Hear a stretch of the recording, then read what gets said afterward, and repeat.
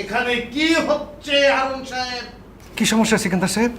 খামোশ খামোশ হারুন সাহেব, আপনি আবার বলছেন সমস্যা। সমস্যার কথা বলছেন কেন আপনি? আমি তো কিছু বুঝতে পারছি না। কেন আপনি কেন বুঝবেন না? হ্যাঁ, অফিস না এটা? অফিসটারে আপনি বেডরুম বানিয়ে ফেলেছেন আপনি, আবার বলেন বুঝেন না। হয়েছে কি? কি হয়েছে আমি জানি তো। এখন তো আপনি বলবেন আমি সারা রাত ঘুমাতে পারিনি। না মানে এই কোনো মানে নাই, কোনো মানে নাই। সিকান্দার বক্স কোনো মানে শুনতো না।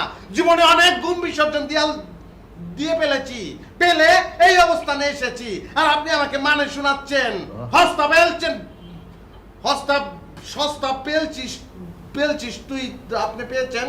আপনি তো আমাকে বলতেই দিচ্ছেন না। কি কোনো কথাই শুনতাম না তো। আমি জানি তো কিতা করবেন আপনি। আপনি এখন বলবেন যে রাতে স্ত্রীর সঙ্গে আপনার মনোমালিন্য হয়েছে, রাস্তায় বের হয়ে গেছেন, সারা রাত ঘুমাতে পারেন নাই।